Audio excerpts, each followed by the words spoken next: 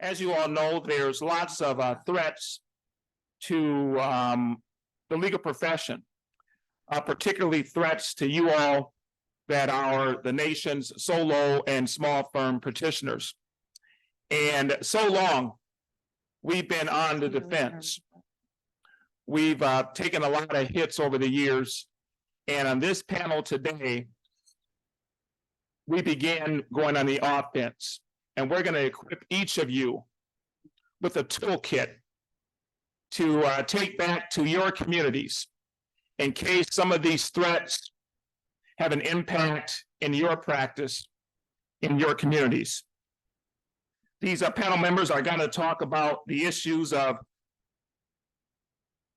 legally licensed legal technicians, the impact on solo and small firms, fee sharing among non-lawyers and lawyers, non-lawyer ownership of law firms. Yeah, seen as some of the biggest threats to solo and small firm practitioners. And on this panel today, you have folks that have looked at this issue for decades. Starting to my right here, former Illinois State Bar President, John Thies. The nation's leading expert on these threats to clients' legal interests and to the profession.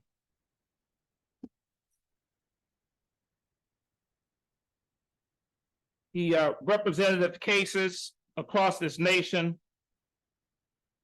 and besides practicing before federal and state courts, Mr. Thies also practices before a number of administrative bodies, including the Illinois Human Rights Commission, the Equal Employment Opportunity Commission, the National Labor Relations Board, and similar labor management forums.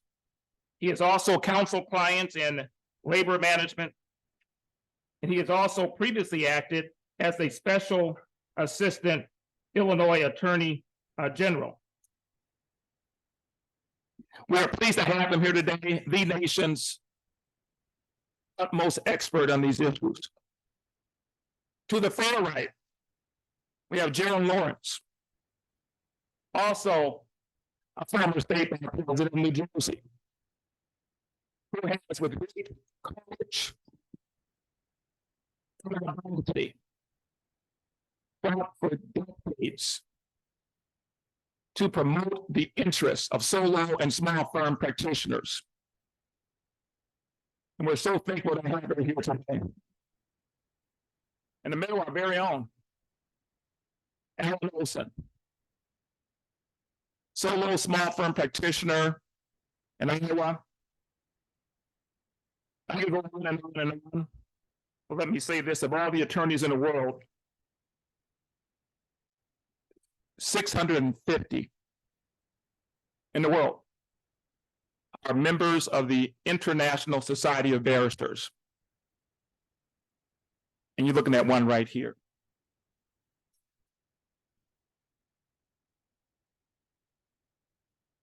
And so we're in for a treat. You're going to take this back to your communities, and your fellow practitioners in your states are also in for a treat. We're going on the offense on some of these threats to solo and small firm practitioners. We thank you for being here. And with that, I'm going to turn it over.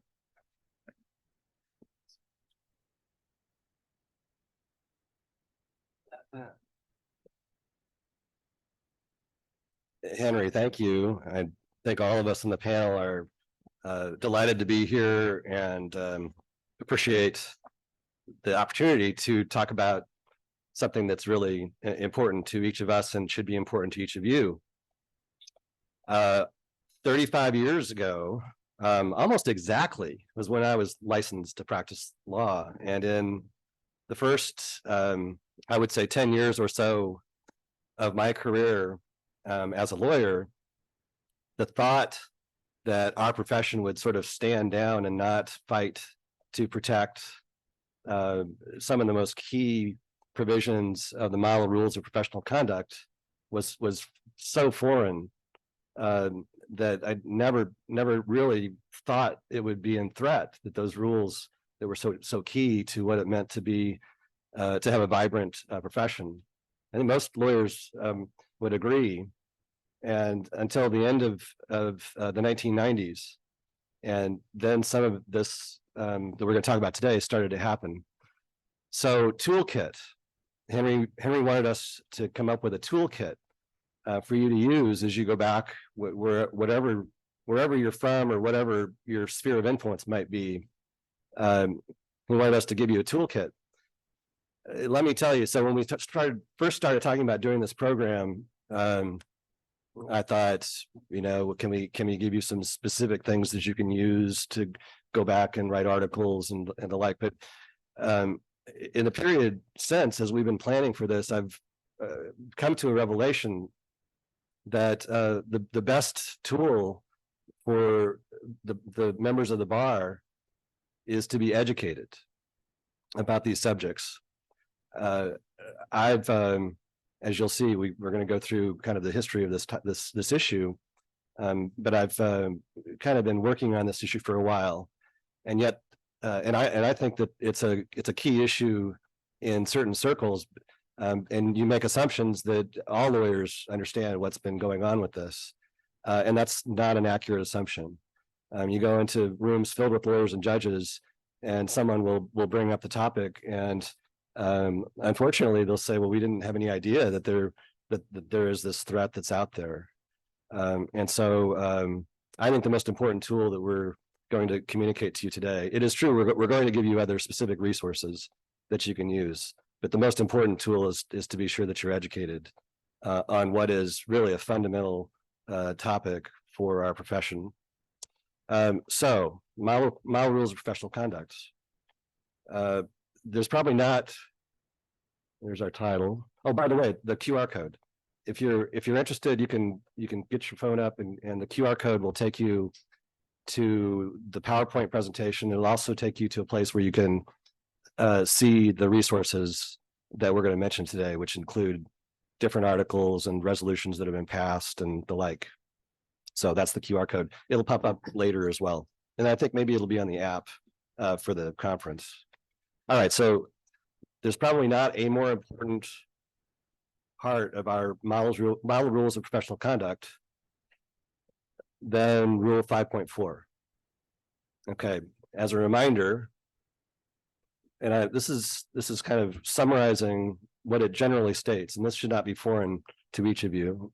So it prohibits fee sharing with non-lawyers with some limited exceptions, partnerships with non-lawyers, if any of the activities of the partnership consist of the practice of law, allowing others to direct or regulate the lawyer's professional judgment and rendering legal services, practicing with or in the form of a professional corporation or association authorized to practice law if a non-lawyer owns an interest, a non-lawyer is a corporate director or officer or holds a similar position, or a non-lawyer has the right to direct or control the professional judgment of the lawyer. So when I talk to law students on occasion, I'll bring up the notion of kind of what is in your DNA as a lawyer. When you transition from being not being in the profession in any respect, not even being a law student, to when you start law school, you start to adopt a DNA that is unique to members of our profession. Things like often sacrificing yourself for the benefit of your client. It's not the kind of thing that people are born with necessarily, but if you talk to people that have gone through the rigorous preparations that we've all been through, that DNA becomes developed and nurtured. Well, part of the DNA also, those of us that took professional responsibility, which is all of us, by the way, this rule, the notion that we have a system that depends on lawyers to be officers of the court. It's a system that has core values that are critical to people having confidence that they can go to court to resolve their disputes. Things like the attorney-client privilege, confidentiality, concepts of confidentiality, things that we might take for granted now, certainly the public takes for granted, but we know it's a key part of who we are as a profession and why our system works so well. So that's 5.4. You all remember this, or I'm reminding you of why, where it is in the model rule of professional responsibility and why it's so important to us. So several of the rules of the portions of 5.4 that I just mentioned speak to the issue of, as Henry said, fee splitting and non-lawyer ownership. So fee splitting is the notion that a lawyer is not allowed to fee split with a non-lawyer except in very limited circumstances. And the reason is that you don't want the non-lawyer who doesn't have a code of ethics and he is not subject to disciplinary requirements to have influence over decisions that you make that need to be focused on the client interest. Okay, non-lawyer ownership similarly is rooted in the notion that when you have non-lawyers who are owners and who expect a return on their investment, decisions as to what might be in the client interest can be in conflict with that. This is why it's such a key concept. So gotten to meet a lot of very wonderful people through the American Bar Association, but none better than Larry Fox. Those of you who have served in the House of Delegates of the ABA will recall Larry Fox. He won the ABA medal a couple of years ago. But he is a practitioner who had an adjunct position, or maybe that's not the right word. He was a teaching professor at both Harvard and Yale in legal ethics. So Larry Fox wrote, at the heart, 5.4 is at the heart of what our profession stands for. Quote, lawyers protecting our clients by defending the obligations of confidentiality, loyalty, and other values that would be undermined by non-lawyer ownership and control of law firms. The seminal, the McCrate report, which came out of the New York State Bar Association in 2000, and I'll explain the context, but that report said, we've considered and rejected the suggestion that the rules against non-lawyer participation in the practice of law should be relaxed. We do so mindful of the fact that denying non-lawyers the ability to have a financial interest or otherwise to participate in law firm governance deprives lawyers of significant opportunities for financial gain. Nevertheless, we believe that it is in the public interest that lawyers forego this opportunity. So, context. In the late 1990s, the ABA had a commission focused on, it was called multidisciplinary practice, or MDP for short. And I hope you're not bored by this, because you need a little bit of history as to why things have come about the way that they have for you to understand why the stakes are so high. So the theory of the MDP commission, an ABA commission, was, wouldn't it be great for clients if we just put different types of providers under the same roof? We could have the insurance person serving right alongside with the social worker and the lawyer and maybe the psychologist, all people that we might work with in our practices. Let's just put them all under one roof. And of course, to do that, it means relaxing the rules. So the commission came up with that recommendation. Fortunately, the ABA House of Delegates, which is the policymaking body of the ABA, pushed back and said, this is so antithetic to what makes our system so strong that we would do this. And by the way, that's the first explanation. So if you're playing bingo, I'm going to give you several explanations over the years as to what's been used. This is the first one that was used. And who was really interested in seeing that we relaxed the rules? It wasn't so much the insurance person or the social worker or the psychologist. that thought, oh, this is great. We'll just all be under the same roof and we'll all, have ownership interests. No, it was the consultants. It was the groups that looked at the value of all the legal services provided in the country and thought, we want a piece of that.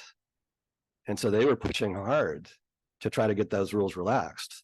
Now that just happened to be the basis where they hung their hat on at the time. So this is back in 2000. And that's the Multidisciplinary Practice Commission.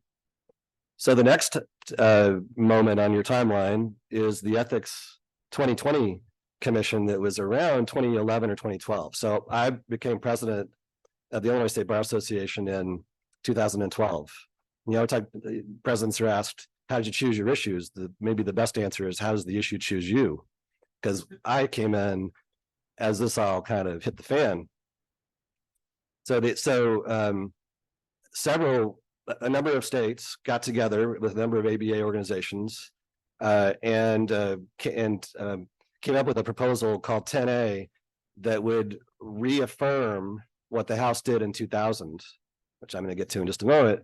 And that sent that commission back to the drawing board, and they didn't go forward with those proposals that were similar to this. Now, the important part of that story is that the reason, or the explanation that was given at that time, remember I told you the first explanation was, let's get them all under the same roof. Now it was about lawyers need capital. Lawyers they don't have enough money or the capacity to go down to the bank and borrow money. So we need outside money to come in to help these poor lawyers to do it. Well, those of you in private practice know that that's nonsense, because we banks are calling us every other day trying to loan us money. So that's also a ruse. So that was Ethics 2020. We moved on to ethics opinions. The approach used to try to say, well, what we used to say was wrong is now okay. You saw that was a tool that started to be used. And then we had model regulatory standards that were set up to have Supreme Courts ready to go in the event that a particular state chose to get rid of 5.4. And lastly, sandbox initiatives, and I'll give you a little more detail on each of these things. So these are the sorts of things that have been happening for the last 20 years. And along the way, and we'll show you the way that we've reacted to it and tried to get the profession's attention to protect something that is near and dear to all of our hearts and to the client interest. Okay. So this is the 2000 resolution that I mentioned. Remember, I talked about the MDP commission came in saying, let's change the rule and we're going to get rid of 5.4. So the ABA House said, no, the sharing of legal fees with non-lawyers and the ownership or control of the practice of law by non-lawyers are inconsistent with the core values of the legal profession. The law governing lawyers that prohibits lawyers from sharing legal fees with non-lawyers and from directly or indirectly transferring to non-lawyers ownership or control over entities practicing law should not be revised. All right, so that was a strong statement from the ABA, the policymaking body of the ABA, that we're not going to get rid of 5.4. It's too critical to why our system works so well. So that's 2000. Okay. So I mentioned in 2012, the Ethics 2020 Commission. Well, so our group put together a resolution that would have reaffirmed that 2000 resolution. It was our first attempt to do this. And it was a spirited debate in the House, and it got postponed, but only after we had a really good situation. It was awareness to members of the House and also to that commission I told you about, 2020. They pulled back and did not go forward with the proposals about non-lawyer ownership and fee splitting. Okay. 2016. So those on the other side of this issue have started working on other ways of trying to kind of get the camel's nose under the tent. And so I mentioned regulatory standards. The idea was, well, if some state might choose to get rid of 5.4, and so the courts need to know how they'll regulate those other types of entities that come through. And that was called the Model Regulatory Standards Provision 16M 105. So this is not a good thing. Because it's like introducing Supreme Courts to the notion that maybe it's okay to have these outside groups come in and do this. Without the kind of rigorous background that we all are trained with in our profession.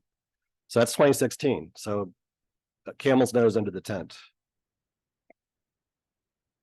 By the way, along the way, they know this is a touchy subject, and so they said, well, while we might be offering these regulatory standards, nothing that we're doing here will abrogate in any manner existing ABA policy prohibiting non-lawyer ownership or law in law firms or the core values adopted by the House. So it was like, yeah, we're not going to change those rules yet, but we're going to do this now. Okay. 2020. Okay, this is the one that maybe is the most troubling. And this is a resolution that did pass the House narrowly, I think. Encouraged U.S. jurisdictions to consider regulatory innovations that have the potential to improve the accessibility, affordability, and quality of civil legal services. Okay, so this is one where the ABA as a policy is encouraging states to try regulatory innovation. And that's suggesting that there's an openness at the ABA level to this issue. And it should have been a call to arms and was actually.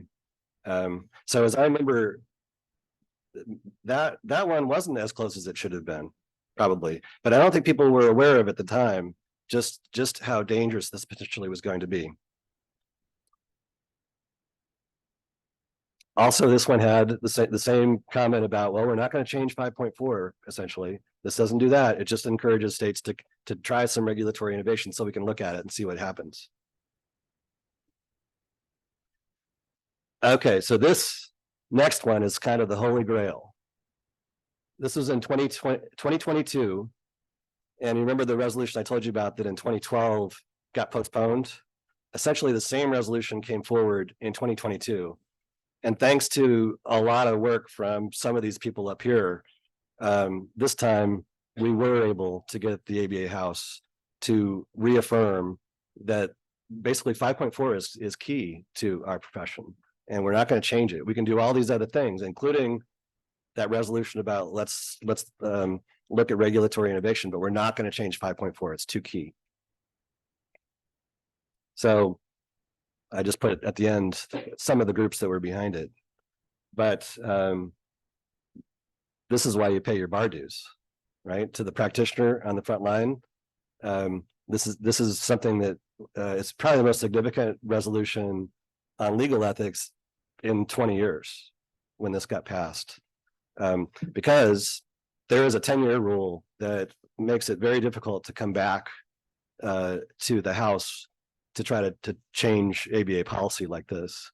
That is debated, by the way, as to exactly how significant it is. More importantly, what the House did through this resolution sent a message loud and clear that the policymakers in our profession care deeply about the significance of this. Now, it's interesting because it sometimes gets spun as lawyers, they're just trying to feather their own nests. And back to my comment about lawyer DNA, that of course we want to have a viable profession.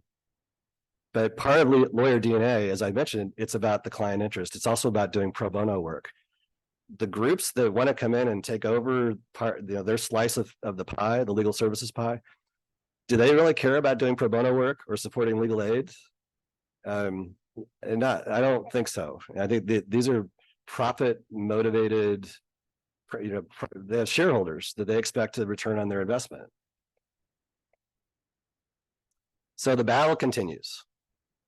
As you're going to hear in a minute, we're going to break it up and do a panel discussion. There continues to be an effort to try, and I firmly believe it's a minority that is on the other side of this issue, but it's a powerful one. Despite what we did, there's still things that are happening that are trying to push things back the other direction. So recently, So the immediate past executive director of the American Bar Association, a gentleman by the name of Jack Rives, recently accepted a position as president of Rocket Lawyer Professional Services, Legal Professional Services. And when he was appointed, the announcement said, Rives will also spearhead the company's alternative business structure initiatives in the UK and Arizona, as well as the Utah regulatory sandbox. Additionally, Rives will play a key role in executing Rocket Lawyer's AI strategy and delivering AI solutions that accelerate productivity while being well regulated and controlled by human judgment.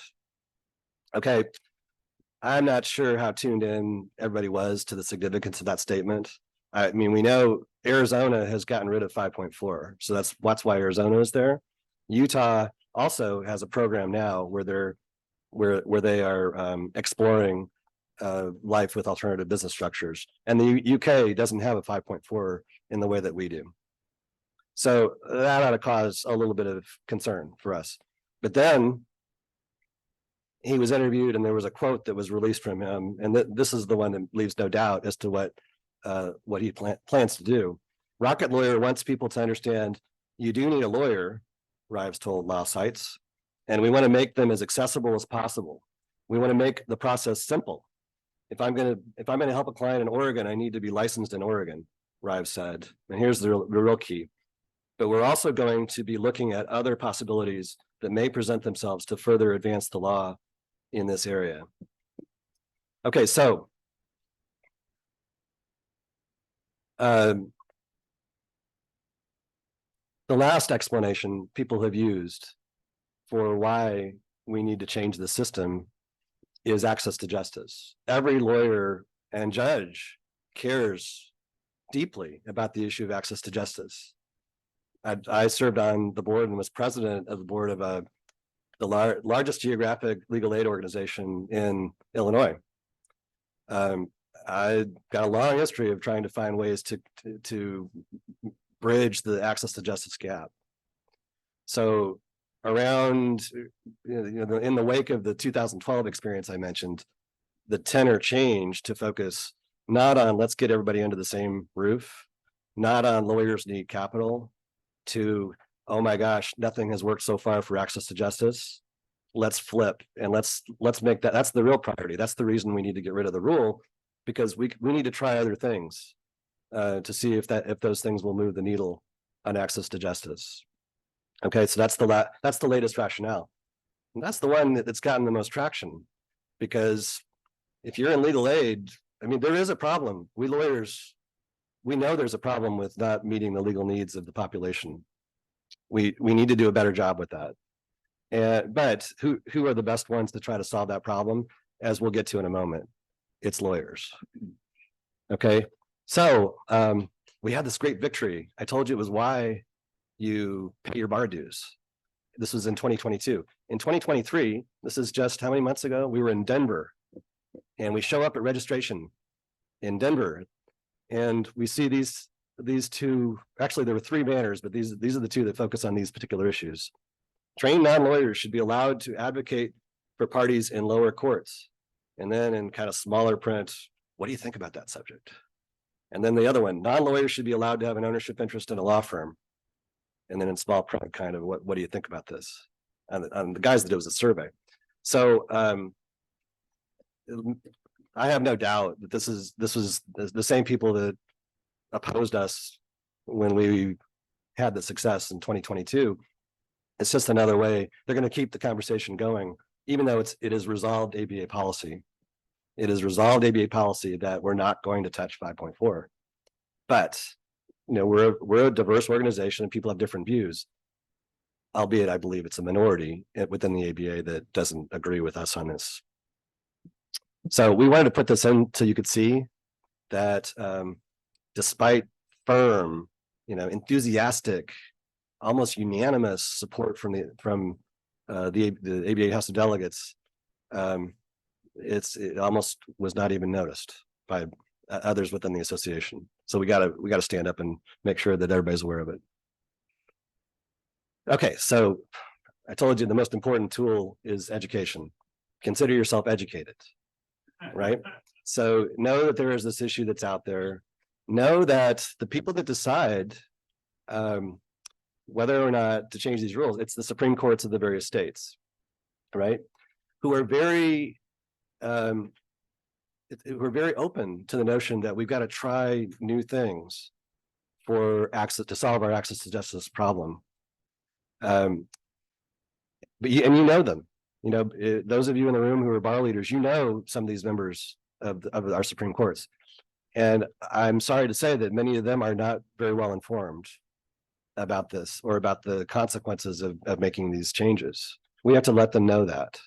Okay. So I also mentioned that lawyers and judges, they are the best at identifying where the problems are in the access to justice gap and coming up with solutions. So there are a few things that we're already doing or should be tried that we're going to throw into this, and then we'll talk about them in just a second.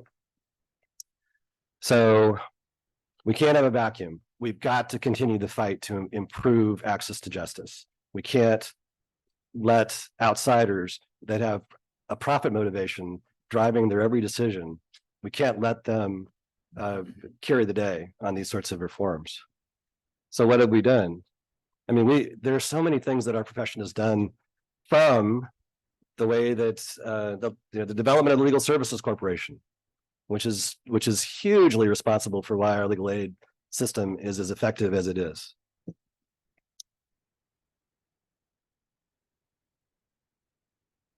One of I hate to say anything good about COVID, but we're finding ways to do things. We can do things remotely that we never used to think that we could. And we have courts that are much more amenable to allowing us to do things more remotely. So remote legal services are now easier than ever. Limited scope practice. Okay, you're all familiar with that concept, just unbundled legal services or discrete portions of cases. This is an excellent opportunity for lawyers to help bridge the gap in ways that are not all consuming, and it should help to move the needle. Adding remote to that. So you've heard of legal deserts. We have places in the country where lawyers don't practice any longer. We're going to have legal centers that are going to be in our somewhat larger metropolitan areas, and the lawyers in those places can connect remotely to clients in those legal deserts.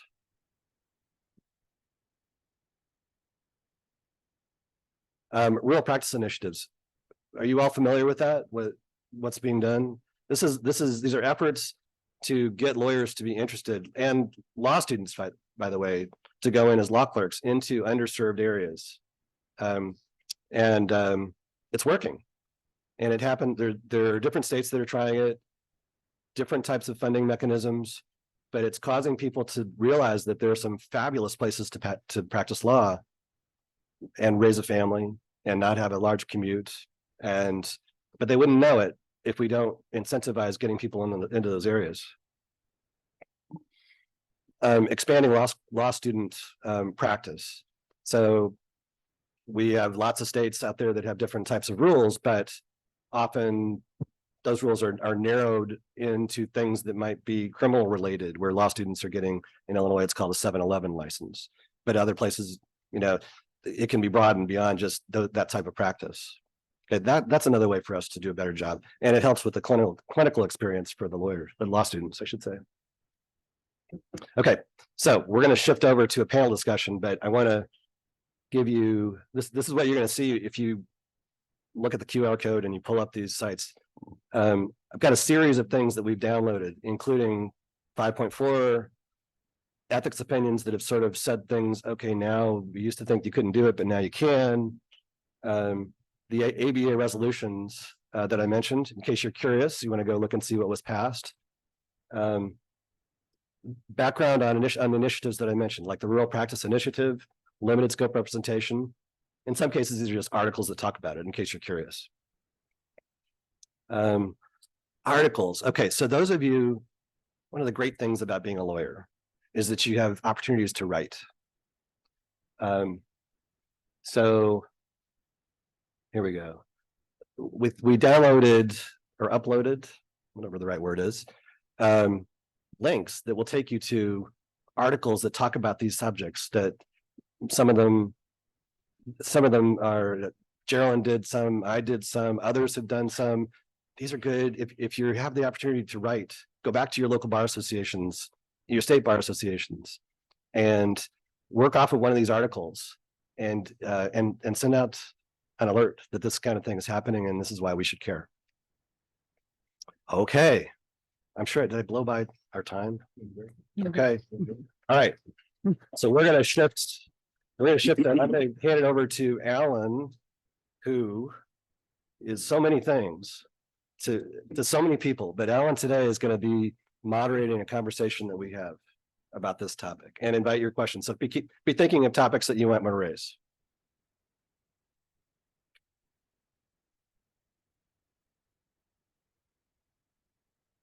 Good afternoon.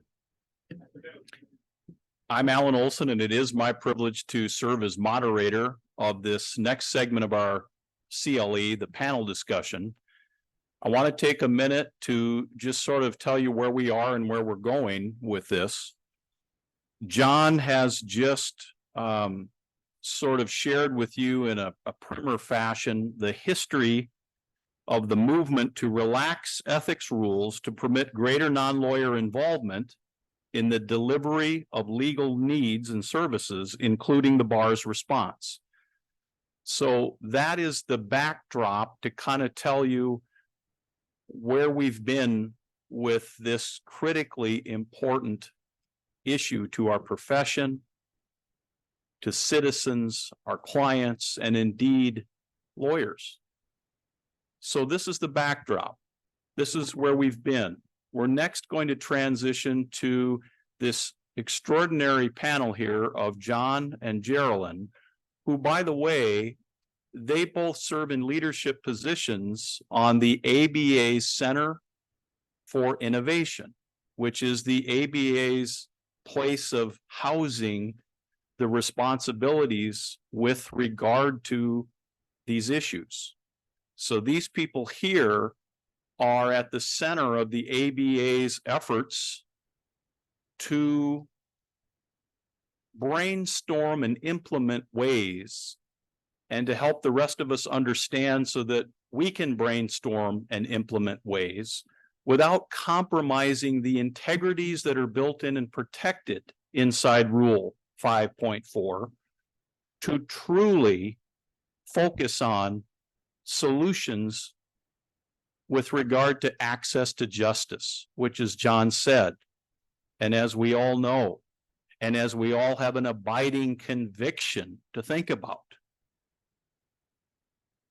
is a critical responsibility of all of us to help facilitate access to justice. All of us in this room are dedicated to doing it in the form of pro bono work, but we couldn't possibly get to all of it. And that is where the folks that John has been telling you about try to get a toehold. So now we want to segue in the form of a panel discussion to where things are currently in terms of sharing with you in the ongoing educational effort, what has happened with regard to experiments in these areas. So I want to kick off that discussion and ask John and Jeralyn, why should the frontline practitioner care about all this?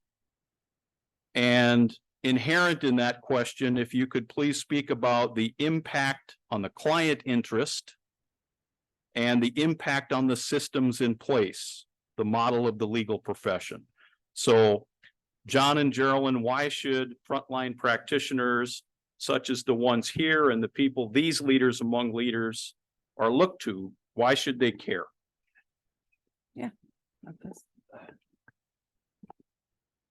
Okay, I'll start, and I'll just say, because I always think of the journeyman lawyer, the Main Street lawyer, and why should they care about these sorts of things? If you talk to them at a cocktail party and say, hey, this is what's going on, why should they care? In a phrase, it's the client interest, because our system depends on these rules. They were set up with that in mind to protect clients against disreputable practices. And if we chip away at it, we will have a terrible make a terrible impact on our ability to serve these people. So to give you an example, if the insurance person across the street starts selling living trusts in competition with you, but doesn't have your code of ethics, charges less, has things like certain national providers of forms have said, well, if we mess up, we'll give you your money back, right? You can't sue the person because they're not a lawyer. You can't sue them for professional malpractice. So that's one way that Main Street lawyer would be impacted by it. On a grander scale, it's systematic, because if we start having, there have been proposals that licensed paralegals should be able to go to court without supervision. And this hasn't been adopted anywhere yet, but it's been proposed.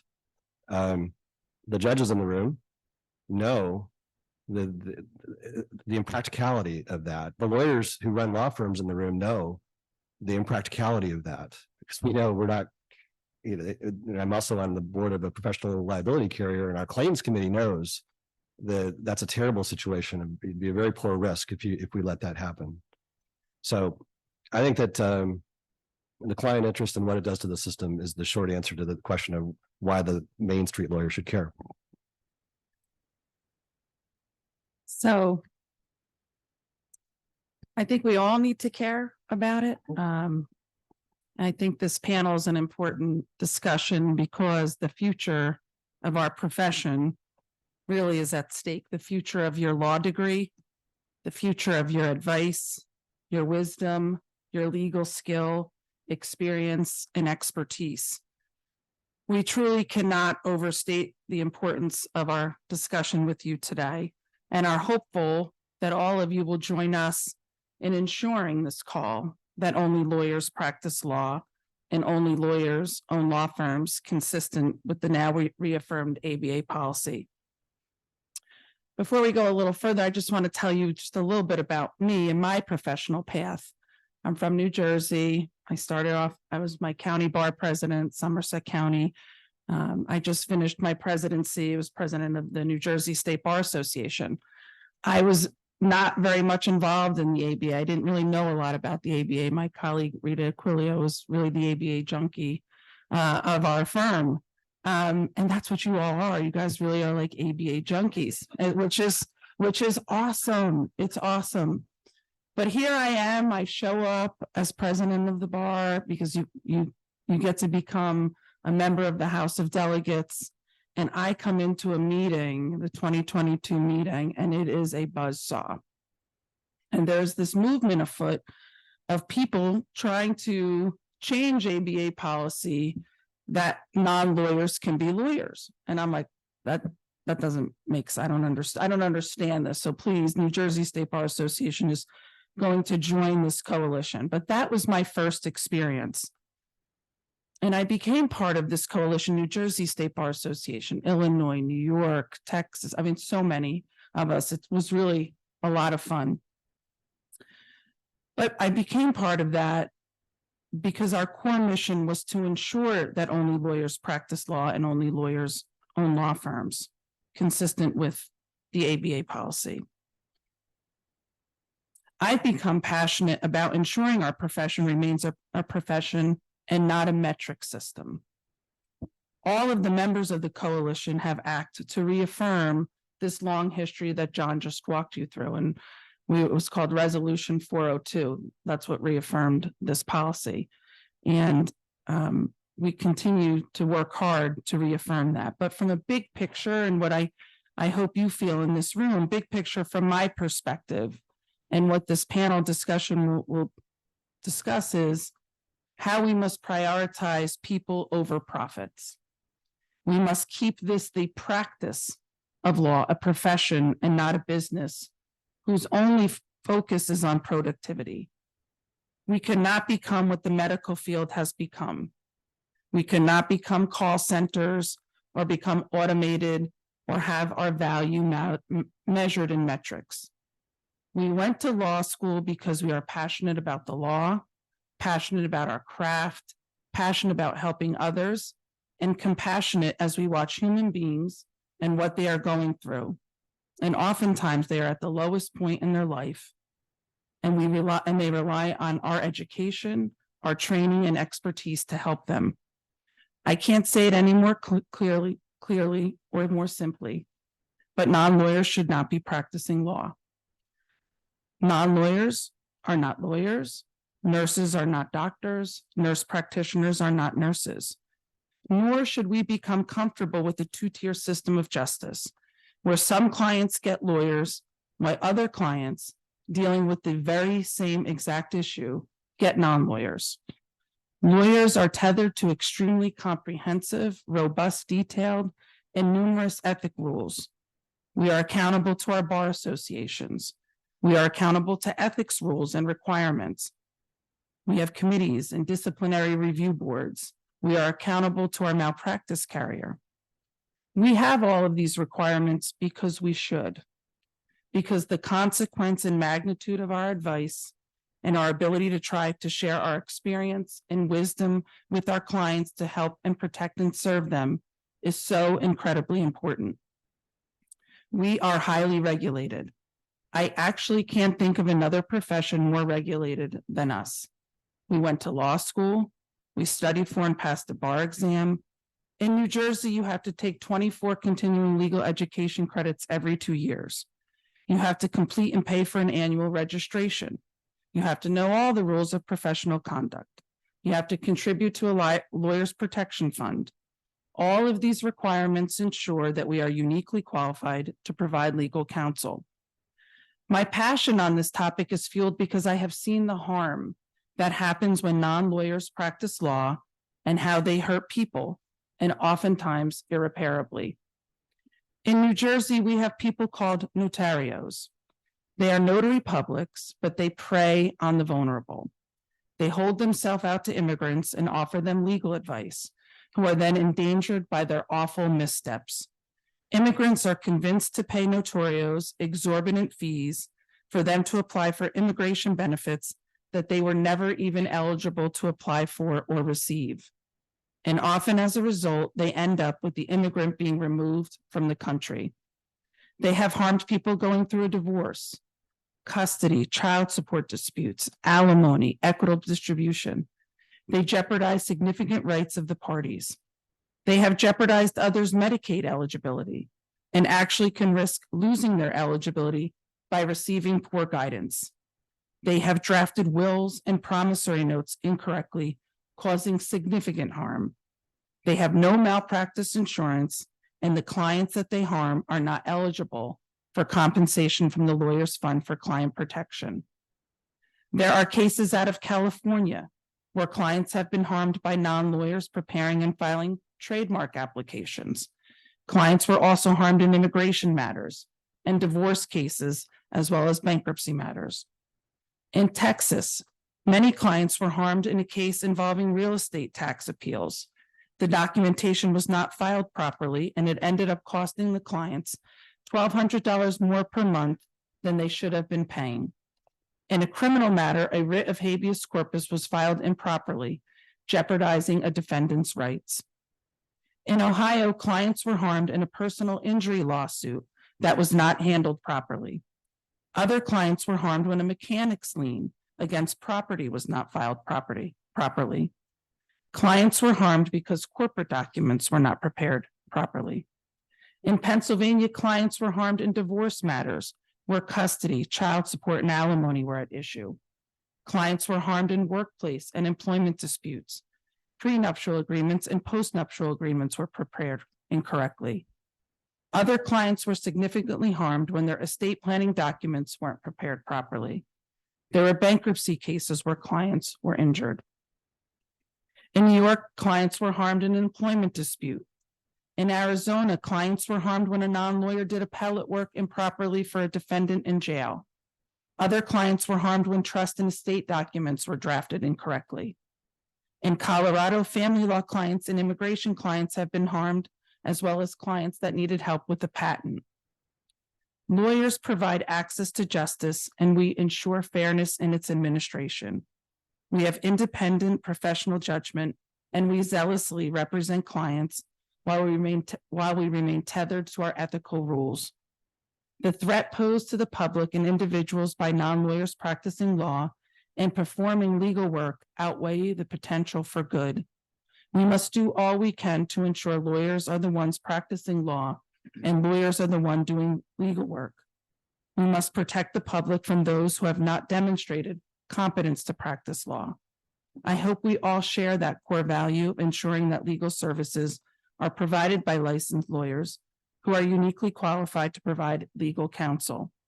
Having a second tier of legal providers creates an unequal system of justice. John mentioned Washington State's triple LT program, limited legal licensed technicians. They were allowed to handle divorces. Washington State's top court reversed course and voted to sunset the triple LT program as of March 31st, 2023. The fact that the triple LT program didn't garner enough interest or consumers, and as a result is being sunsetted, should speak volumes. In addition, we do not want to see what has happened to the medical profession happen to us. We see this in our own personal lives. You cannot get a human being on the phone. You get a call center, or you get a recording after recording after recording. The medical profession has placed their emphasis now on speed and efficiency. A recent New York Times article describes how the medical field now works with something called RVUs, relative value units. What the RVU measures is time.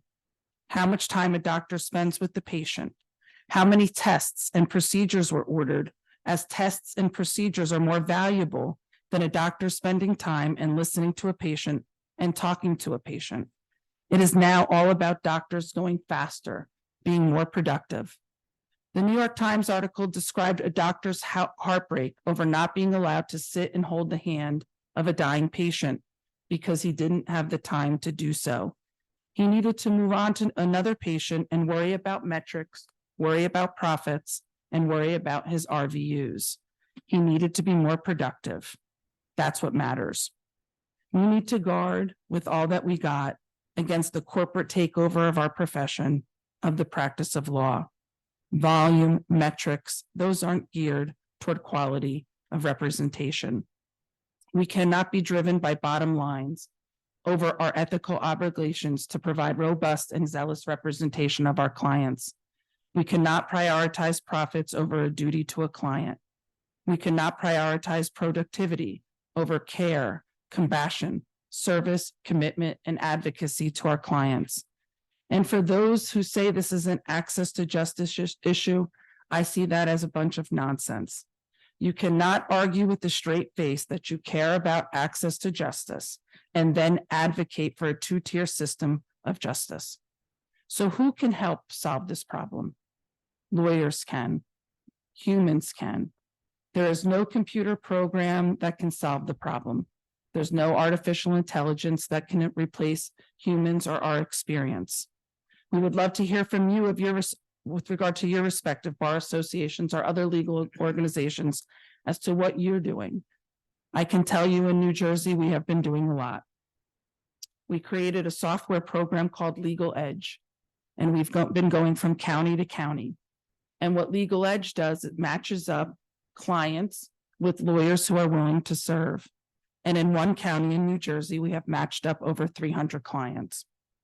We have Law Day regularly. We just had it in Hudson County, one of our most diverse counties. We had 65 lawyers help hundreds of clients. We can support nonprofits and legal services and clinics and law school, but certainly want to stress that this is our problem to solve. Lawyers working together can do just that.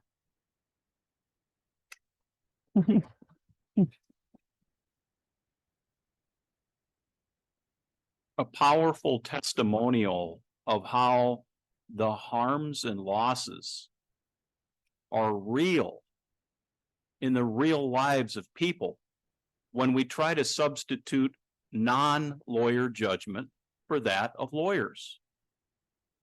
If we can simply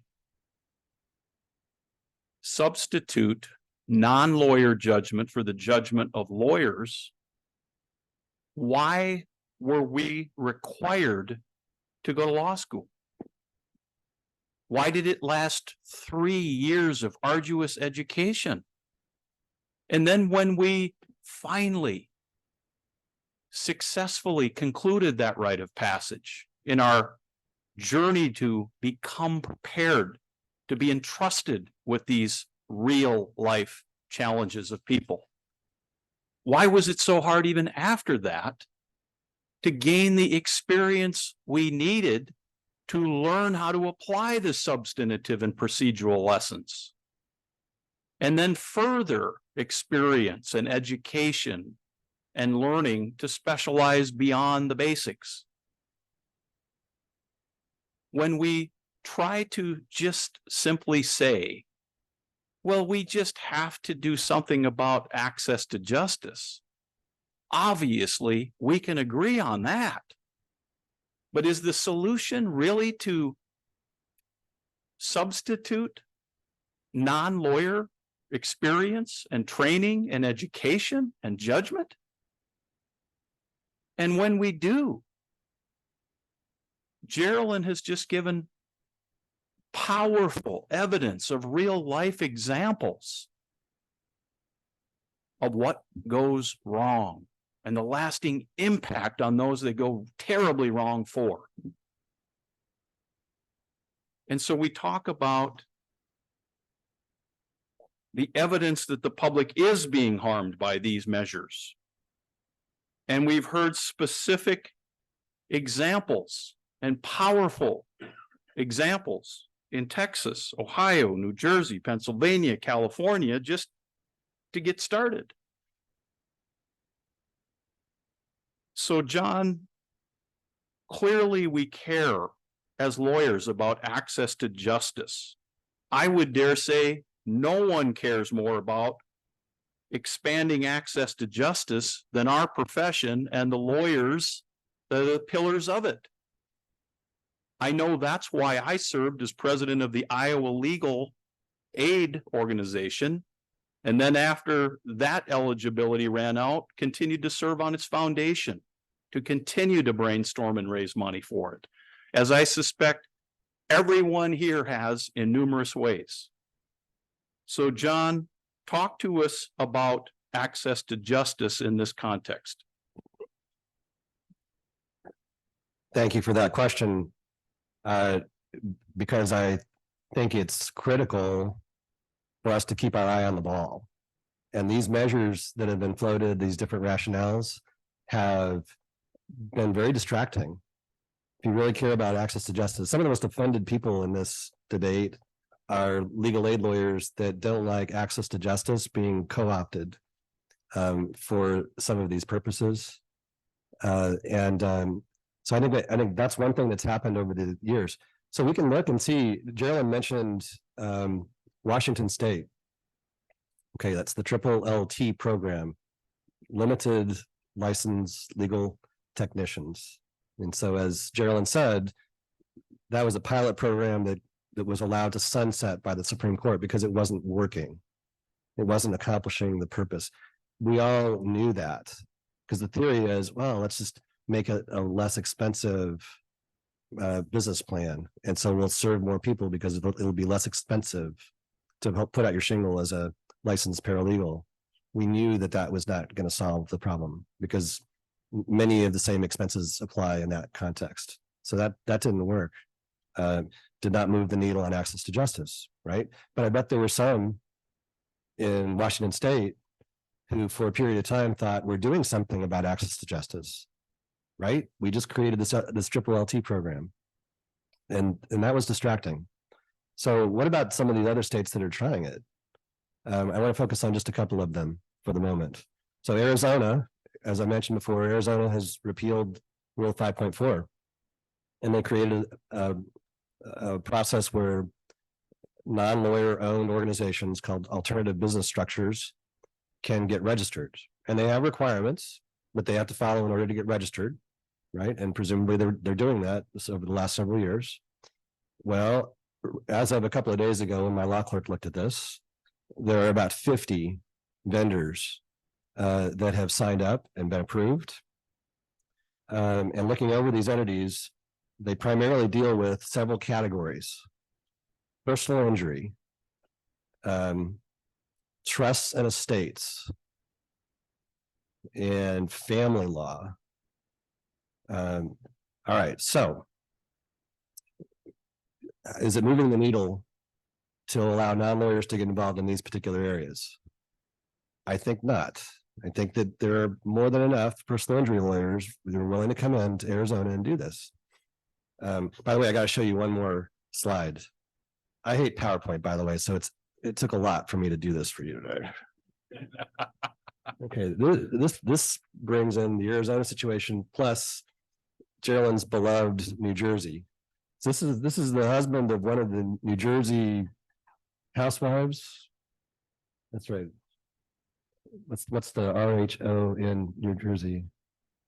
Oh, well, Real Housewives. That's right. That's what those stand for. Real Housewives of New Jersey. So this is, I guess, one of the husbands of the Real Housewives of New Jersey. He's gotten together a group of people and created an alternative business structure to handle personal injury law in Arizona. So you can't really read this until I give it to you this way. Check out the billboard, guys. Yep. I'm a non-attorney partner at 10xlaw.com. So if you were injured in a car accident, email me, et cetera, et cetera. Forget about it. And I'll collect you with one of my attorneys for a free consultation. All right. I don't think that's moving the needle on access to justice. Anybody disagree with me on that? Okay, well, that's what the great people of Arizona have made that possible. Other states. So I mentioned the program in Utah. Utah, here we go, also has about 50 vendors. The majority are involved in accident, injury, immigration, business, end-of-life planning, and consumer financial issues. So arguably some of those might be able to move the needle on access to justice. We don't have the data yet to show us that it'll work, but I think we have the anecdotal history that it probably won't, because these folks are not interested in serving the poor. They're interested in gravitating toward lucrative areas of practice. A big focus, and the hedge funds, there are hedge funds behind some of these groups. So there's a lot of money that's coming in from the outside to try to prop up these businesses, have a big marketing plan, drive the consumers in to these alternative business structures. I can't remember what you asked me. No, you've segued There we go. into, Yeah, I do remember. I'm joking, but yeah, there you see that we're not going to solve the problem of access to justice through these sorts of groups, and we got to get back to doing what lawyers do. When we control the issue, we come up with some of these novel ideas that are moving the needle. I also just want to let you know, try to learn from New Jersey's what we're living with right now, a little bit of a different context, but we have a great Supreme Court, and our Supreme Court in a case called Madden said that indigent defendants have a right to counsel in various categories. And we are now trying to work with the Supreme Court to abolish Madden, because what has happened is these indigent defendants, and they face jail time.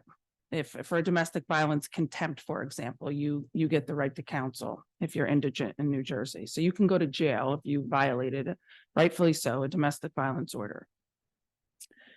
But in New Jersey's wisdom, we have said, okay, so you get a right to counsel. So New Jersey State Bar Association, we got involved in a case where a defendant who faces jail time was assigned counsel to a guy who hasn't seen the courtroom in 20 years, is an IT computer programmer, but still has his law license. So we use that as an opportunity to say to the court, you need to abolish Madden, because we need to find a better way to represent this defendant.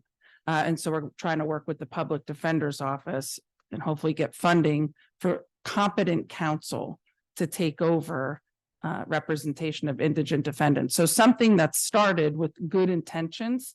Yes, we want under an access umbrella issue that, you hear access, access to justice, access to justice. But now you have access to justice people screaming that this is not access to justice. Because what you've done is you've now set this defendant up with really incompetent counsel. So just learn from New Jersey and just make sure we're matching people up with competent people that can represent those that need representation. Well, and let's stay with that. I want to pull on that thread a little bit, John and Jeralyn. You've begun now to talk about what's happening in the states that are trying some of these measures. We've heard so far about anecdotes or what some folks call experimenting, or, experimenting in the sandbox, which is a way of saying, hey, let us try, let us experiment in the spirit of access to justice, implementing some of these measures. You've begun to hear about the results. Washington State, Utah, Arizona, Oregon. Talk to us a little more, if you would, John and Jeralyn, about what's happening in other states that have and are currently trying some of these measures. California, Colorado, Illinois, New York, Florida come to mind. There's a lot of this going on right now. Yeah, in some instances, those states said, no way, we're not going to do it. But you did mention Oregon has created a paralegal program, kind of a triple LT approach, that very limited in what the paralegals are allowed to do. I read through the rules. I didn't read every word, but I read enough of it to know that if I were a paralegal, I wouldn't want to go through this. It's like a lot of complexity to kind of put themselves in the same shoes as the Washington State paralegals, the triple LTs. That's Oregon. Colorado is another one that recently, in the last 6 months or so, created a licensed paralegal program too. Just so you're clear, we're talking about programs where the paralegals are not supervised by they come through. There is a regulated process. They have to have either some sort of training or experience. And once they get to a certain point, then they're able to do certain things without supervision of a lawyer. I would argue that those of us that have paralegals,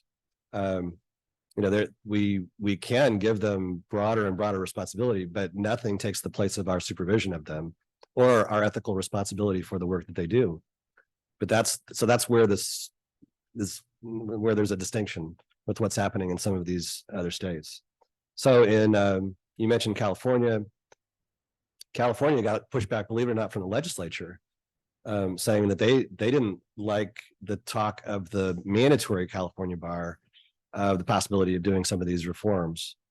California now has a very active voluntary bar. I think it's like 80,000 members, which makes it one of the largest voluntary bars in the country. That I think might have come about in part because of some of these sorts of issues that came out of the mandatory California bar.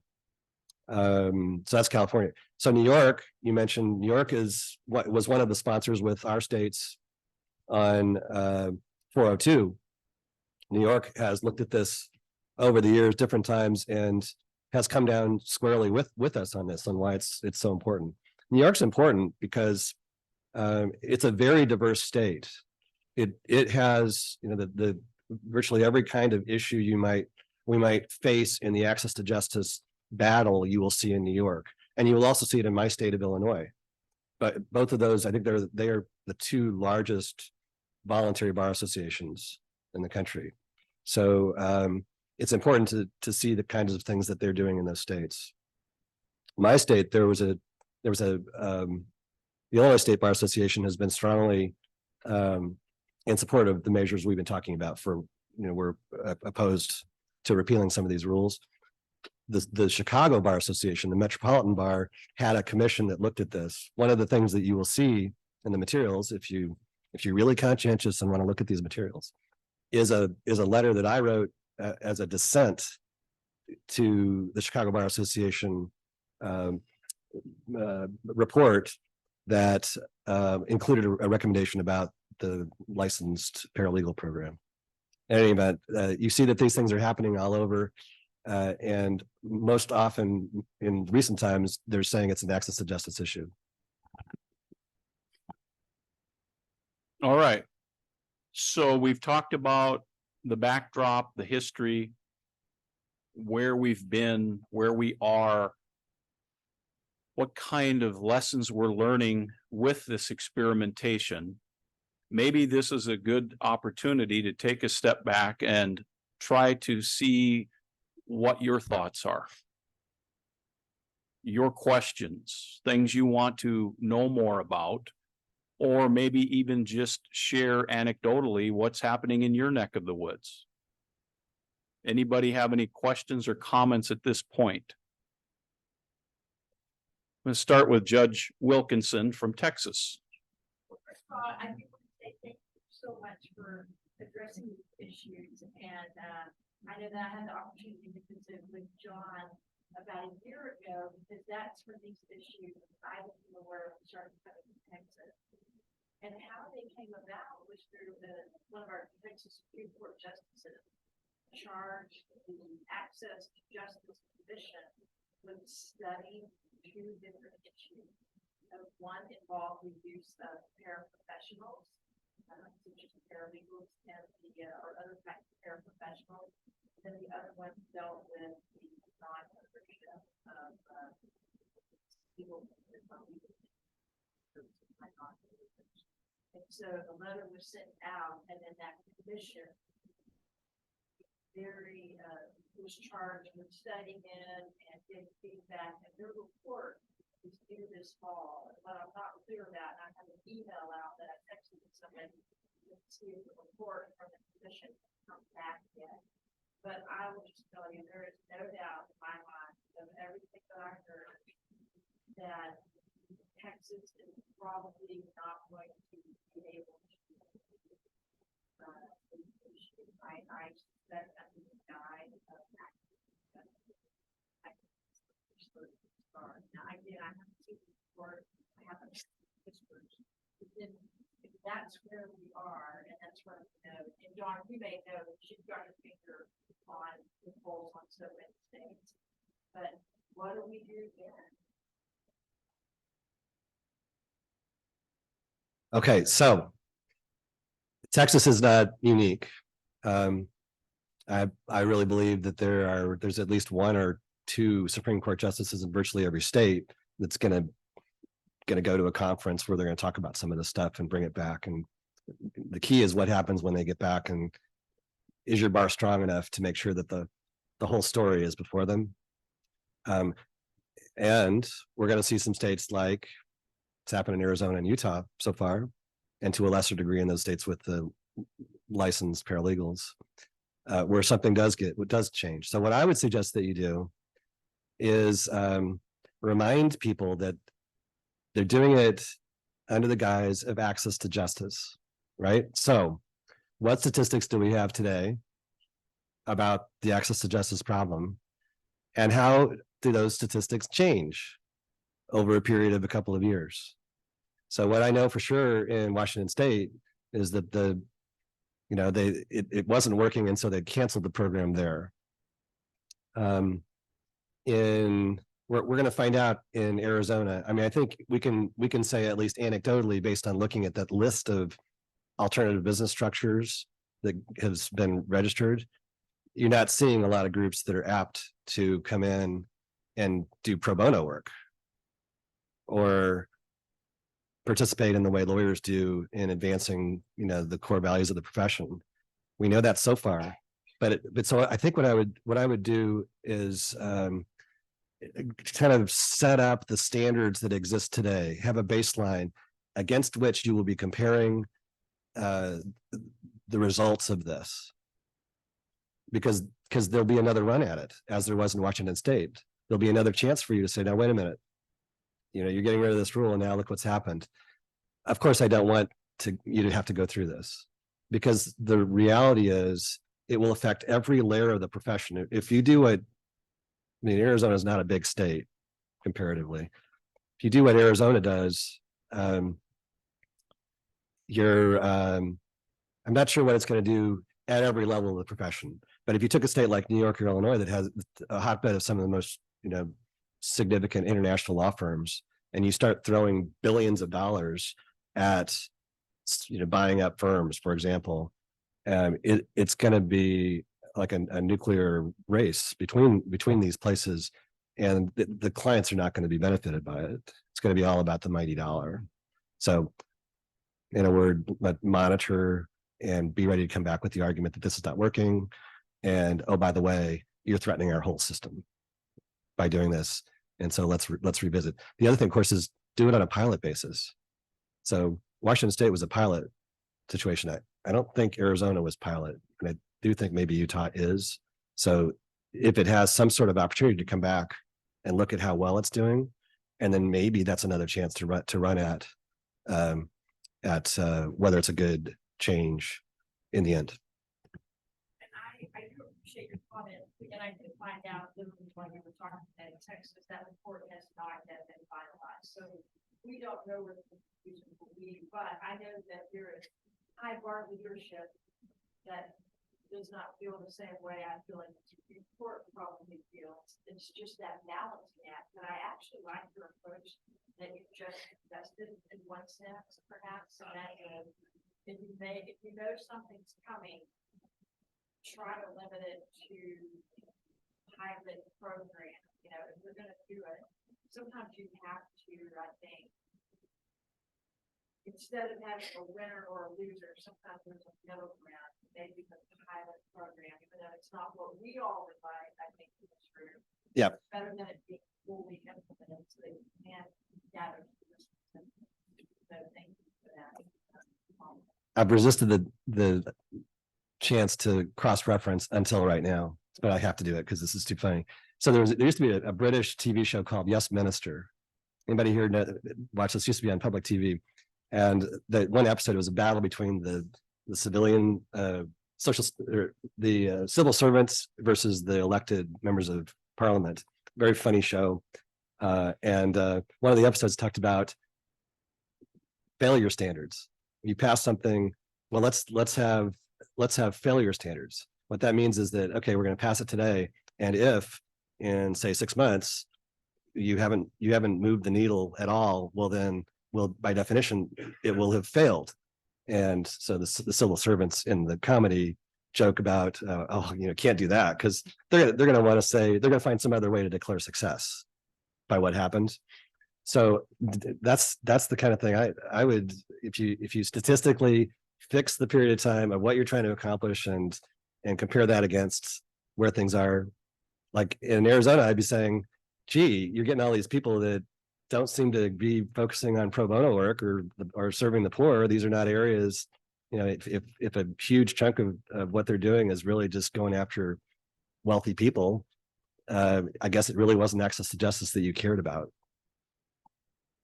And before we leave that point, you can see with that example that was shared, the vision of Judge Hamilton, our chair of GPSolo, in equipping you with a toolkit that is heavy on education and anecdotes and real evidence of the results of implementing these measures. And I feel like that could be among the very most persuasive reasons and ways to persuade a court that may be thinking certain things of the value of a pilot program to begin with. Judge Hamilton. Yeah,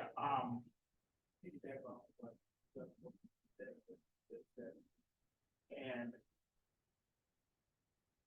not to overstate this. Well, this is probably the best observatory of relevant information on this issue that you're going to find anywhere in the nation. And you all ought to be applauded for putting that together and having this available on our website. With that said, I'm sitting here thinking of ideas of how people can use this. If you're sitting at your desk and across your screen comes an email from, the Supreme Court, the Bar Association, that said, hey, we're thinking about this innovative idea. Or you're sitting at a board of governors meeting for your state bar and county bar, someone of the subcommittee says, hey, I've been talking to folks in Arizona and you thought about this great idea. How do they take the information from this observatory and use it to their benefit? And just sitting here, I'm thinking, letters to whom, CLE presentation like this, hearings, ending up on that, magazine articles, social media. And I want to know if you all, well, for several things. One, of that observatory, what are the top 3 most important things that they should grab that minute that email comes across their desk? And 2, are you all available to assist people in states where they may talk about implementing some of these actions? That was a long question. You want to go first? Oh, that's right, yours. Sorry. Okay, yeah, to your second question, of course. We're always happy to talk about these things. And I love that, I mean, panel discussions like this should happen in every state, right? Because if you don't get out ahead of it, the vacuum will be filled one way or the other because there's a lot of money at stake. So panel discussions are great. The idea of letting you see some of the articles that have been written, president's pages, op-ed sorts of things. The reason we did that was we want you all, whether you're a bar leader or whether you're a frontline lawyer, whether you're a government attorney, whatever you are, this affects you as a professional. And so we want to create grist for the mill for your own pieces. It's not hard to write 500 words on this topic. I've never had a situation where I sat down with somebody who was willing to listen if they were in a position of authority, either a bar leader or a judge.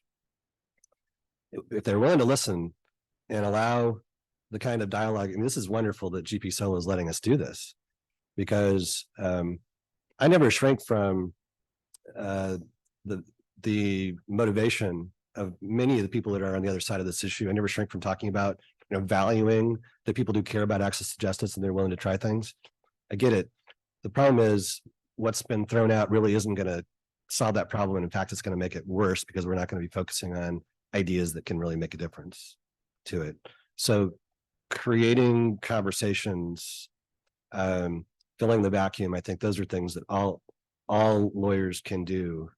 But my biggest worry, and I think it's proven, is that the threat we are under is just not well known by many in our profession, because it's the leaders, it's the courts. It just goes to show you, lawyers can be very resourceful, and even a small number of them, if the right strategies applied, can get the attention of people who have a lot of power.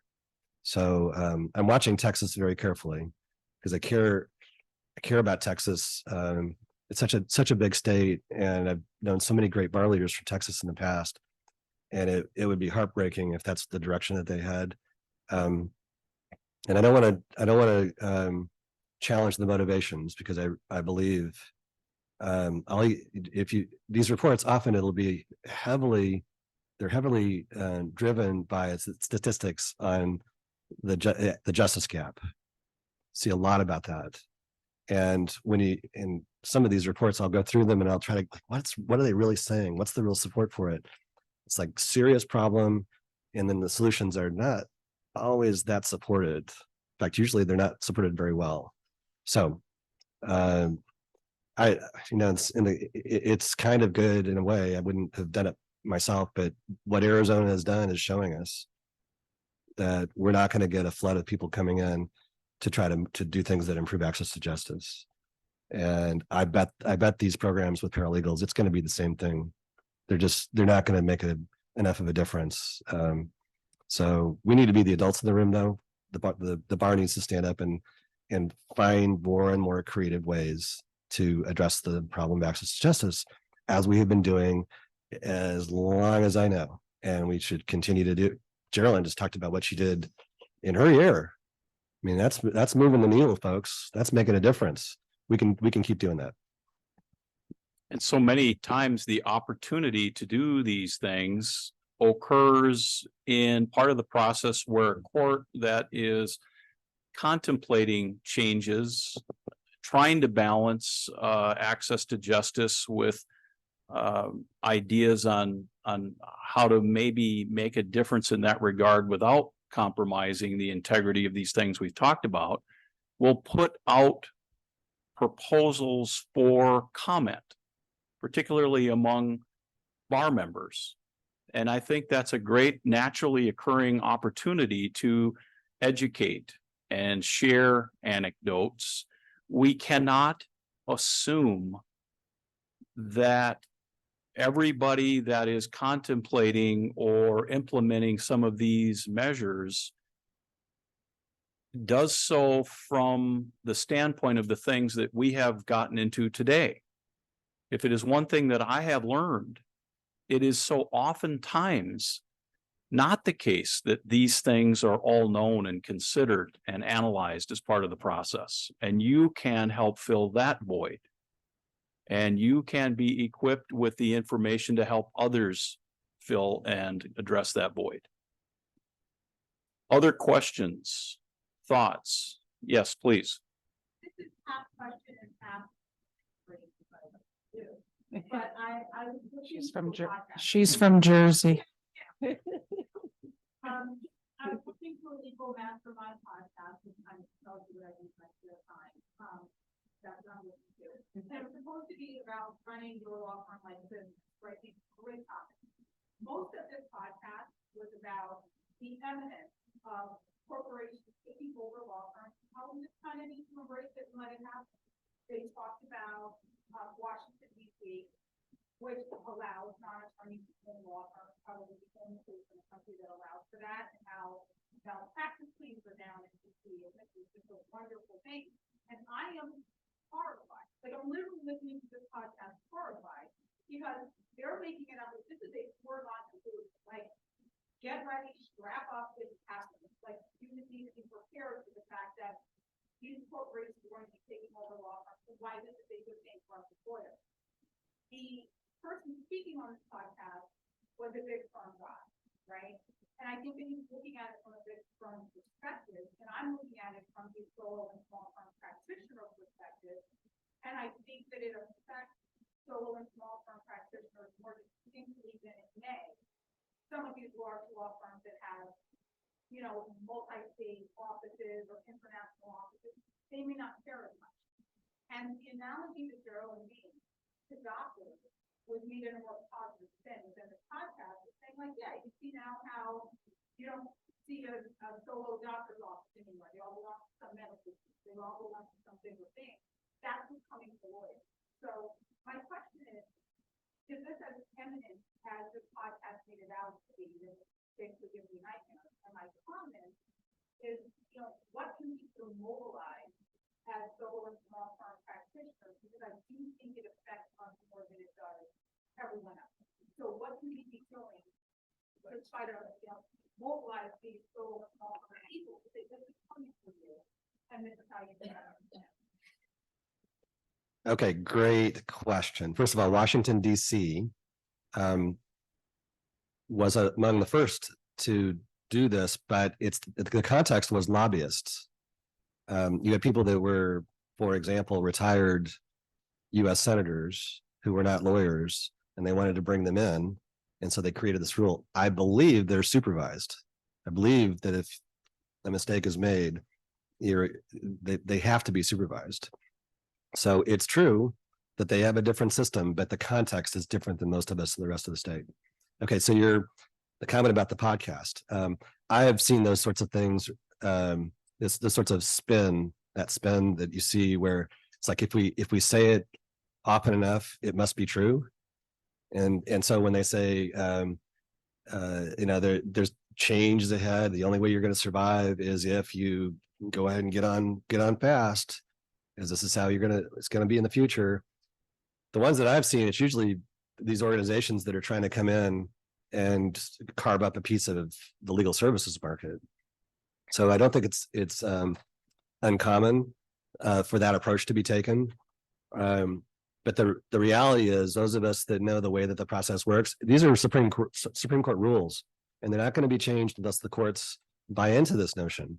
And the mistake, and this is what they're preying upon, the mistake is when, if we don't pay attention to keeping control of our profession, and by that I mean our courts, if we let the legislature come in, for example, you have a serious separation of powers problem. So we never like it when the legislature comes in and tries to interfere with the practice of law, right? That's axiomatic.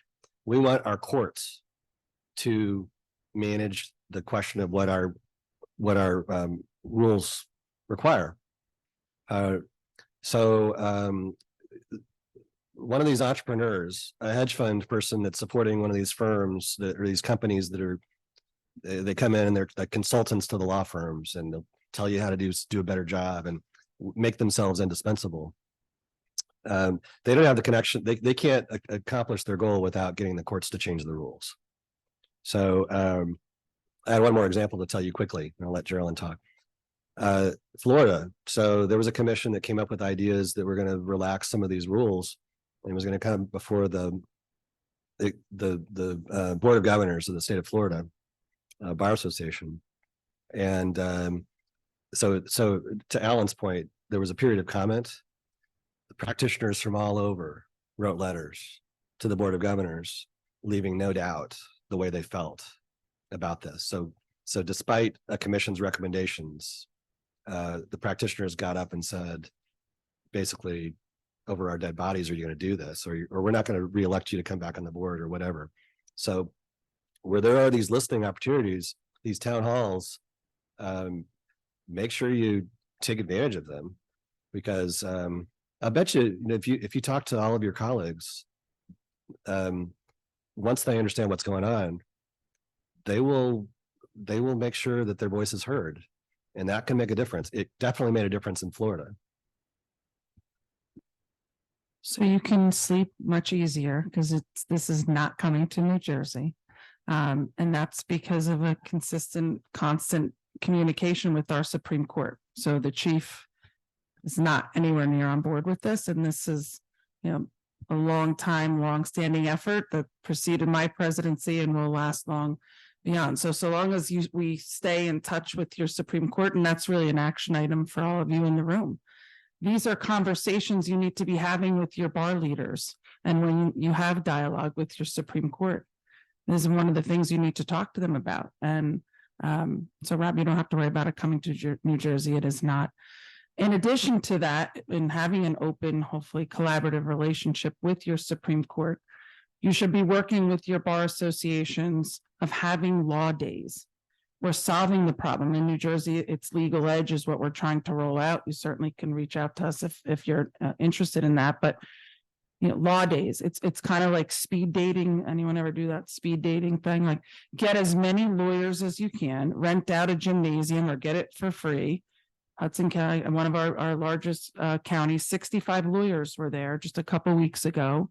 And if we can show that we're willing to do that we're committed to do that, I mean, that's really solving problems. If you have hundreds of clients walk in, and it's imagine like a speed dating format, and you just have tables, family law cases, immigration cases. We are the most giving profession. We volunteer so much of our time. I was at another one of these ABA meetings. Some professor from Stanford infuriated me. He was talking at what's that? That one of the what's it called? No, but what's it stand for? National Bar President? Yeah. So he actually had the audacity to say to a room full of lawyers that humans and lawyers could not solve this crisis, that software could. I think he was going to be dragged off the stage. Our friends from New York may have dragged him off the stage, but so we don't believe that. And the coalition that really John's leadership built, that Alan built, that Steve Younger built, I mean, it's California, it's Texas, it's Illinois, it's New York, So if you want to join the coalition, we are very fun. We get together at all the ABA meetings and still talk, and we do social things. But we have to solve this problem, but you have to take concrete action steps to show how we're willing to solve the problem. And I just think that's going to make your talking points with your Supreme Court much easier. We've done 6 law days, Your Honor. This is what we've done. We've helped 1,000 people, or we've developed software that matches lawyers with clients. We've helped 300 people in one vicinage alone. Those are things that I think calm people down and show, one, how giving we are and how problem solving oriented we are. And 2, we're not just talking the talk, we're walking the walk. So it's really your challenge to go back to your respective states and figure out and work with your bar leaders as to how to solve it. And your excellent example included what I call kind of the proponents of some of these things engage in what I would consider scare tactics or pressure tactics. When you hear things like the train is leaving the station, you better hurry up and jump on board because otherwise you'll be left behind. Now, in your individual and collective experiences, does that set off the same red flag in you that it does in me? When those things are used as propaganda in lieu of substance and specific education and anecdotes and data and results of real experience like we have been focusing on today. It reminds me a little bit of some of these sales offers that end in and act fast because there's limited opportunity to avail yourself of this fine offer. Is that really consistent with people that are first and foremost interested in access to justice? Does that seem consistent to you to say in one breath, we're trying to expand opportunities for access to justice to more, but are time and time again in the process of trying to convince you to do that, engaging in these types of tactics that are the equivalent of hurry up or you're going to be left behind and miss the opportunity. For those of us that have devoted years and indeed decades of our lives to real access to justice issues and problem solving and brainstorming, that's offensive.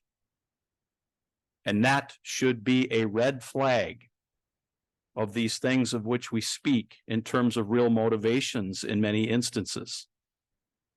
And it's why we need to educate and use the data and the examples and the results of experiments first to point out why we shouldn't do this, or at least if we're going to try it, it should be on a pilot basis.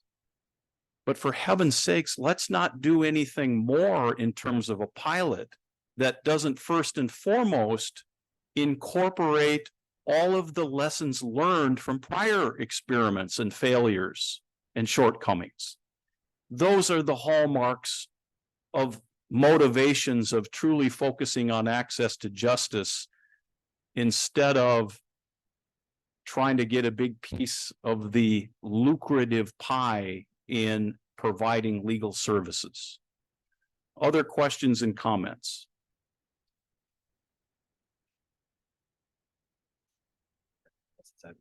So I was just thinking, and feel free to interrupt me if you've got a question, but the role of the ABA in this, we talked about some of the mixed messaging that's taken place within the ABA. I am a very loyal ABA member. I think the American Bar Association plays a role that can only be played by a national organization like the ABA. There's a wide range of things that the ABA does that are critical and really can't be done on a state bar basis, can't be done on a kind of loosely affiliated combination of state bars. It's got to be at the ABA level that we do a lot of this stuff. So why why has the ABA been losing members over the last 20 years, 25 years? Well, there are a number of reasons. A lot of us came out of state bars and know the great value that state bars have to members.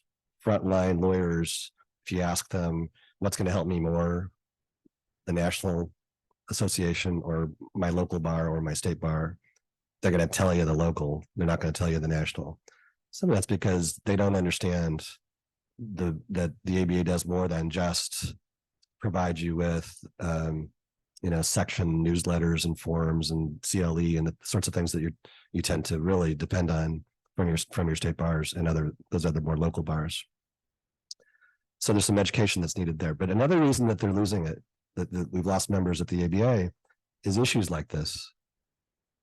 How is it that we had a resolution 402 that almost unanimously passed the House of Delegates, the policymaking body, and yet within a year we had the banners that I showed you a moment ago?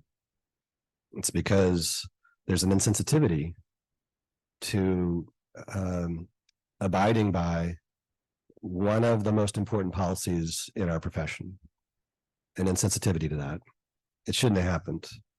In fact, we got a letter, a number of state bar presidents wrote a letter to the ABA president and complained about it, showed her a picture of it, and got a letter back in response saying they were put up by mistake, which we appreciated that she said that.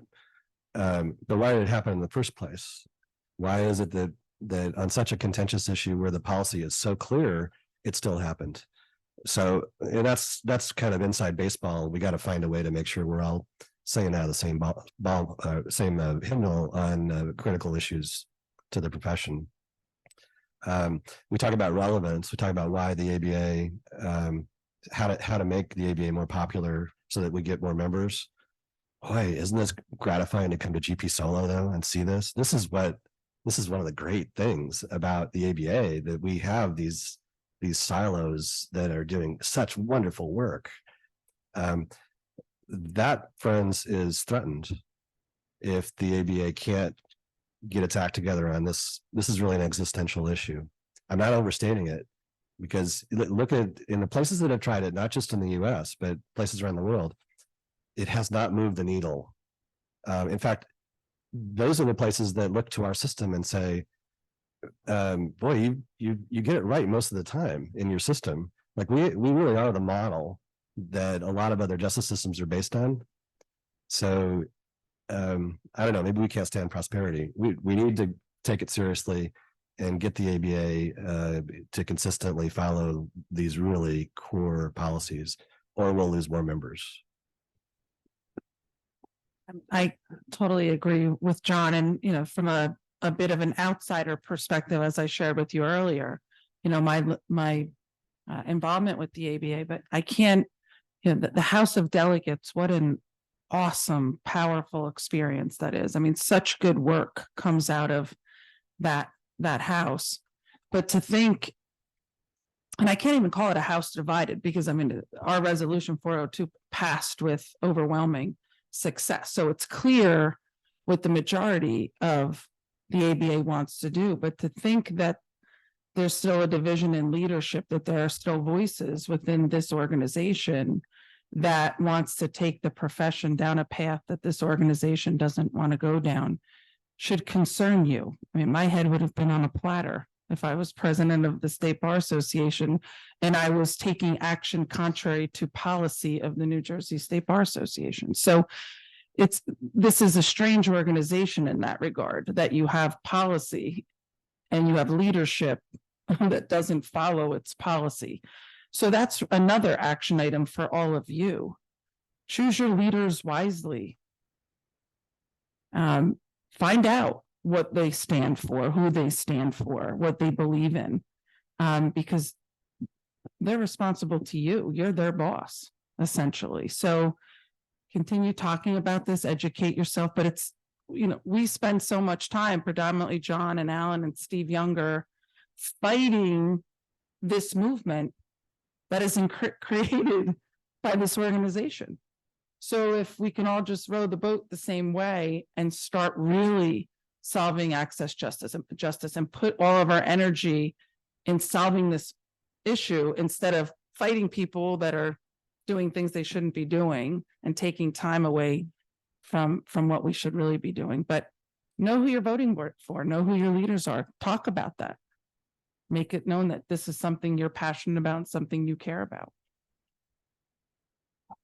Yes, Judge Hamilton. Yeah, three comments.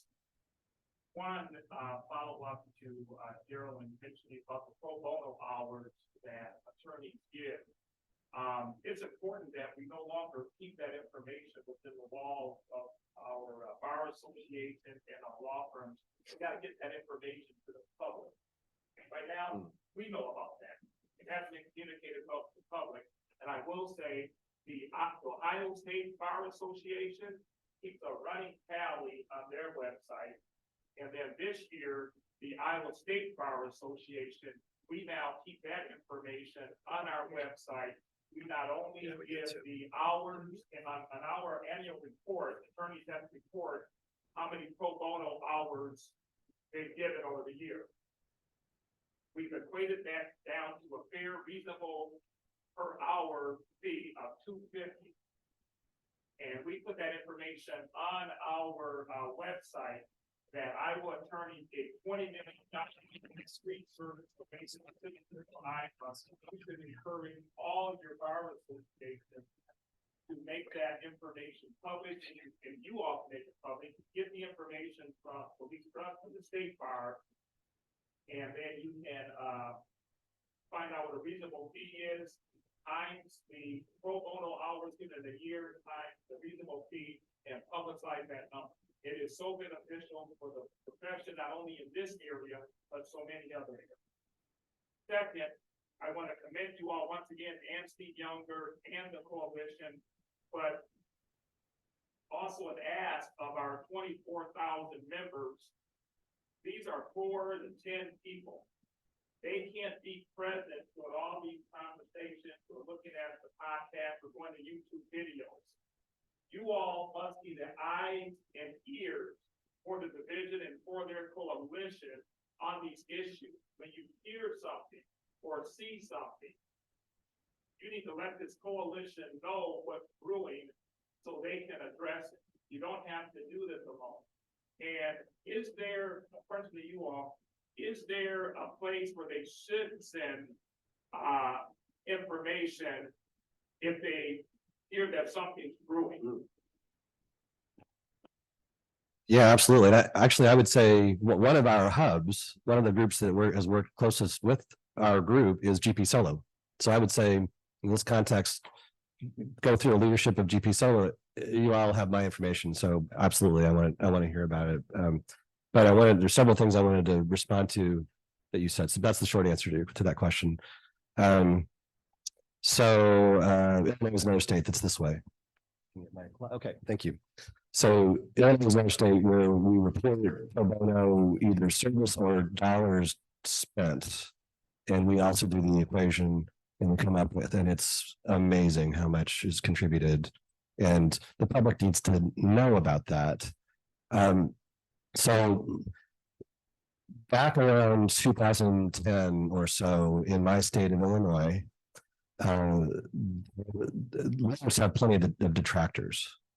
And sometimes it's driven by, with all due respect to the chambers of commerce, the Chamber of Commerce crowd that's trying to effectuate reform in states with the trial bar, plaintiff's injuries, personal injury cases. And so back in around 2010 or so, there were all over my state, especially in like Metro East St. Louis, there were billboards that had been purchased to attack the integrity of lawyers. The goal of which was to get reform that would like put damages caps and things like that. Regardless of how you feel about on that issue, just saying it was a tactic from outsiders, and it was trying to make lawyers look bad. So my state bar tried to think of ways to put lawyers in a better light, and so they started by a billboard campaign of its own. We had billboards that it was around Abraham Lincoln's birthday, and so we were going to. We had a campaign that talked about Illinois is a great state with a lot of pretty good lawyers, including Abraham Lincoln. A positive message, very expensive to try to go toe to toe with a community that wanted to knock down the image of lawyers, all with an eye toward, effectuating reform in the legislature.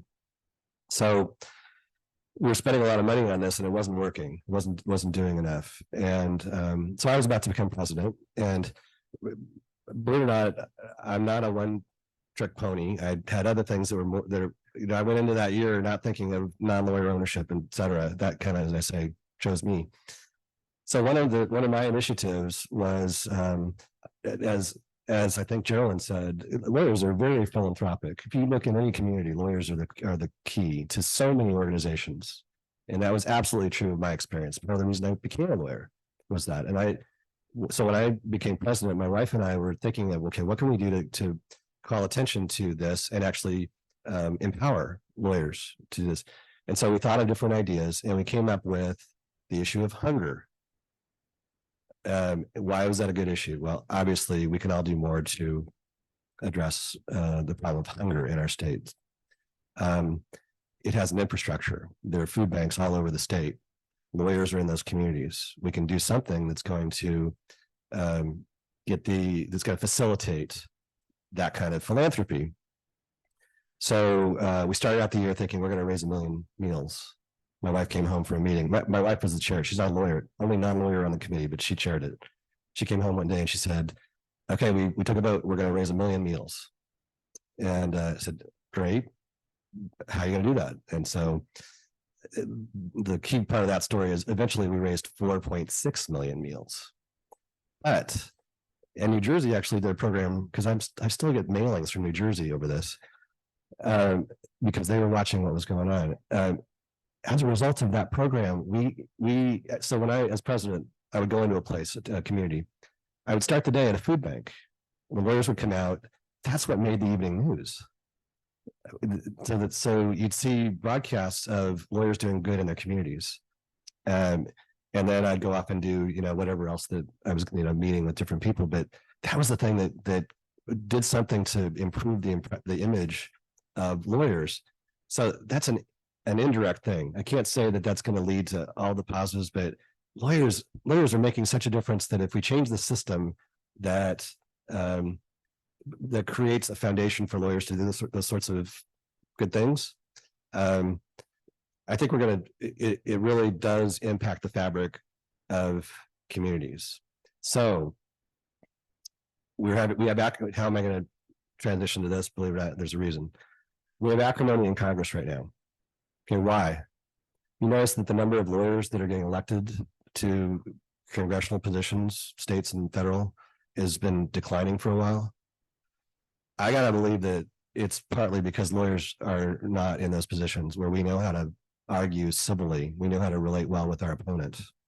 And the more lawyers are identified as being without integrity, the worse we're going to have it in all of these areas. And we're going to see some of these more extraordinary regulatory measures that are not good for anybody. Most importantly, not good for clients. Oh, I'm good.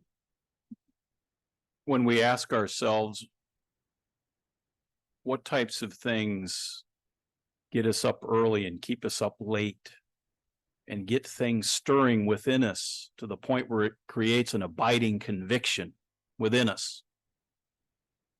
These are the things that we need to listen to because we are realizing how important they are. And that's when I think we need to get back in touch with some core values. Is it always our chief concern to do things because they're easy and just limit what we concern ourselves with based on that? Or because they're inexpensive in terms of their costs of time and the opportunity costs of doing them, and maybe even financially? Or is there still a place for things that rise to the level of an abiding conviction that we do because they're important? They matter. They need doing. And if it's rising to the level of an abiding conviction within you, may that serve as your biggest hint and reminder that you can do something about it. And you need to concern yourself with these things. Think about historically, if the people who had abiding convictions because they felt strongly enough about something, just sort of let it go for whatever reason. Too hard, too much time. I got to spend that time jumping on board the train before it leaves the station because I don't want to get left behind. Is that really as important as using your incredible talents and skills and your unique problem solving abilities to brainstorm matters as important as this? If not us, who? And if not now, when? I commend Judge Hamilton, chair of this division, for your vision and leadership in organizing this CLE, because I think that it begins to expand the education, more and more people. And I think if we can get more and more great minds involved in solving important matters of the day, the better. And so I thank all of you for your time. There's any number of other things you could have attended during this time slot at this conference. And I just personally want to say thank you for caring enough to be here, for your active participation, and for your leadership. It is a pleasure to get to work with you today. Thank you so much.